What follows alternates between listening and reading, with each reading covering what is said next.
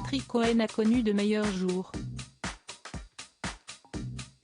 Ce mercredi 1er mars, l'éditorialiste de cet avou n'était pas en grande forme à en croire Anne-Elisabeth Lemoine.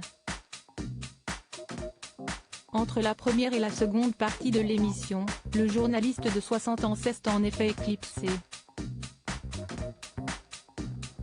Nous sommes en direct jusqu'à 20h55 avec toute l'équipe ou presque, a annoncé l'animatrice du talk-show à la reprise du programme.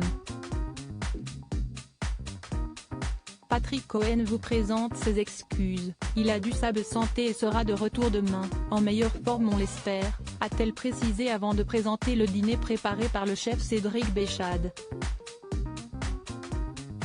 Fidèle au poste lors de la première partie de cet avou, l'ancien matinalier de France Inter avait présenté le nouveau film de Jean-Paul Salomé, La syndicaliste, en salle depuis ce 1er mars avec Isabelle Huppert. Pour l'occasion, l'émission a accueilli en plateau Maureen Carnet, la femme qui a inspiré le film. Secrétaire du comité de groupe européen d'Areva pendant de nombreuses années, cette lanceuse d'alerte irlandaise, ex-responsable syndicale CFDT, a notamment affirmé avoir été violée en raison de ses dénonciations de projets de son groupe.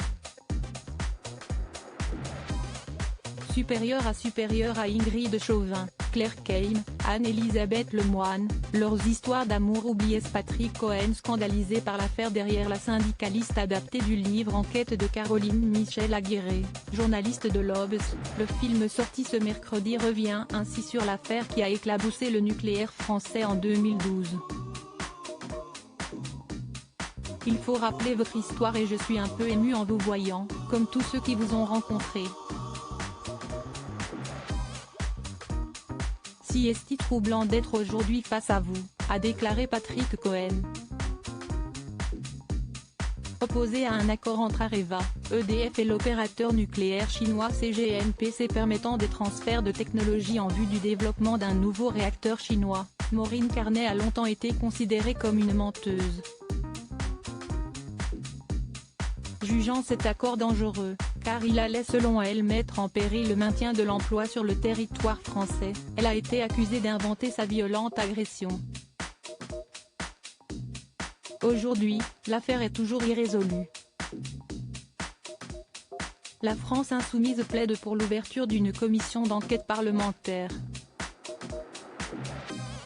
Crédit photo, capture d'écran. C'est à vous France 5.